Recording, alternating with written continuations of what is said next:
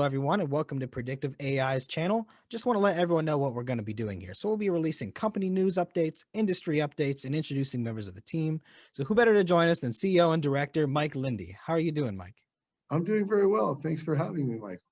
Yep. So people want to get to know you here for this first video, right? Let's paint a picture of you and your experience. I mean, you've got a couple decades worth of experience founding companies and leading them. You have launches like Zipcar, Student Car Share, and you've worked with Dominion Sports. So let's start as far back as we can and start with your education. What interested you in these industries?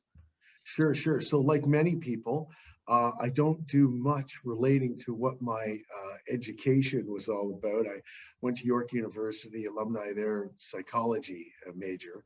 And although that was very interesting, it doesn't really play a big role in what I do today. But after that, I started my forte into years of being a serial entrepreneur.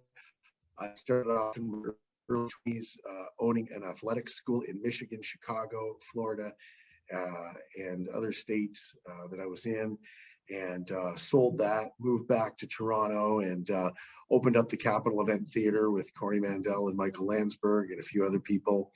And through the years, I started to embark on other projects.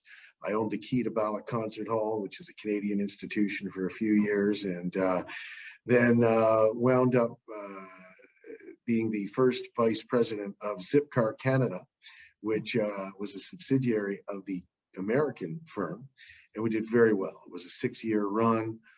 We ended up turning public, and I think we came out an IPO of $18, and then after that sold for $500 million to Budget Avis. But we built that from scratch in Toronto and Vancouver, and with the help of the American parent company.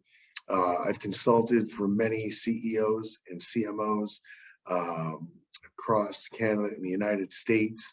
I was a chief marketing officer for Dominion Sports and Entertainment, and just had different roles over the years, mostly in startups, and bringing them to a point where either they're going to IPO or point where it's just time to bring someone in to do the operations, and because what I like to do is create revenue, get it to a point where we're creating a serious amount of revenue, and then get the right operators in place. And so that was my desire in coming to what's now called PredictivAI, formerly Internet of Things, and 10 months ago. And because I wanted to realize an opportunity in the artificial intelligence and deep machine learning space where we could provide real life solutions for real problems. All right. Wow. All right. So let's start all the way back first. For a second there, I think you're selling yourself really short on the psychology thing because psychology plays a very important role in business. Whether a lot of people understand it or not, it helps you understand the mind of the customer, helps you understand the mind of your team, and can help with mental wellness for everybody involved to start with. But you, as you said, you've kind of had that entrepreneurial and leader spirit the whole time, and that kind of drove you to the public markets then. Yeah, it did. I mean, for me, if you can build a value proposition and a unique selling proposition and bring it to critical mass and sell it, you're going to have some amazing announcements to make in sales, and that's going to obviously translate into stock going up and adding to people's net worth, and making it a great investment for everybody in the end. All right. So how have you liked working with Predictive AI for this past, as we're rounding up on a year here? And what is it you do on the day to day for the company? I love it. I love working for Predictive AI because it's an opportunity every morning to get up and be creative. My day to day is spent in a couple of different buckets. One is operations, and the other part is sales, and then of course dealing with the public markets and from the public side of things. So it's very exciting. I have a very diversified role because we're a small company. I wear a couple of hats, but as we grow, we're bringing in some great people to help us to scale. Yes, I would agree. When you're working with any small company, no matter the role, especially CEO, you have to have a lot of versatility in what you're willing to do because you're steering a very small ship, right? That's right. And you know, it doesn't, in past jobs, you can be sweeping up and be the same person who approved a $50,000 expense the same day.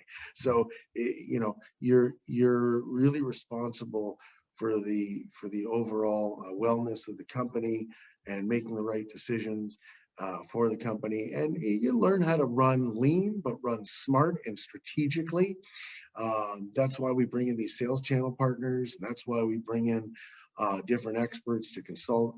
It helps us get to where we want to go in a lean fashion, but a smart way. And you do have to have versatility, and you have to roll up your sleeves, and you have to be able to, you got to be prepared to work 7 days a week. You got to be True. prepared to put in the time and the effort that it takes so that a few months from now, everybody's in a much happier place in terms of what they've done with their investment. True. And one of the most interesting things about the CEO is you build this team around you, right? And you have these people and you kind of play the maestro of it all. Yeah, and I spent a few years back, I spent a couple of hours with Sir Richard Branson, Hmm. and my big takeaway in our time together, driving around town, was don't be afraid to hire people who are smarter than you. Don't be afraid to bring in people, whether they be in the C-suite or whether they be on some other level in management. Bring in people who are better than you in the areas where you're weaker. And everybody wins when you do that. I'm a team player. I have no ego. I just have a lot of pride in what I do. And whatever it takes to get there, I try and go out and find the 50 goal scorers. And so I'm the coach on the bench, but we got to get as many 50 goal scorers and playmakers as possible. Agreed, agreed. And similar to Richard Branson, who I follow on LinkedIn, by the way, someone Mhm. else who I also look up to a lot on there is Gary Vee, and he says the exact same thing. He says you bring to the table a group of strengths, right? And you want to find people that have other strengths that cover your weaknesses and vice versa. And that's how you build a well-rounded, powerful team. Absolutely. I mean, I go out to a lot of, well, I used to pre-COVID and look forward to Yeah. doing this again. But I used to go out to a lot of corporations and universities, spoke at Ivy and Schulich and Queen's Commerce. And I kind of, I'm a little animated and I get very excited, run up and down the lecture hall and engaging with people and explaining that really you got to be passionate and you got to be excited. You got to be prepared to wear many hats. You can't have that attitude of, oh, this isn't part of my job. Mhm. But you've also got to be willing to surround yourself with really amazing people. The more dynamic your crew and the more versatile, the more you'll be able to get done. And your job as the CEO is to keep everybody focused and on task and maintain the company pathway.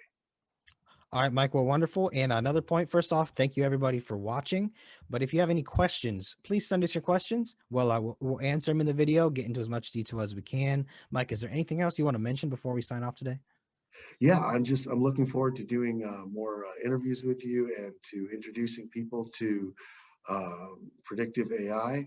And if you want to check out predictive.ai, there's no E on the end of predictive, and see what we're doing with Thermal Pass and Alert Fleet, we'd love you to check it out. Yep, for sure. We'll have a link in the description below. Don't be afraid to leave a comment, subscribe, join the conversation. Mike, thanks so much for your time. Thanks for having me.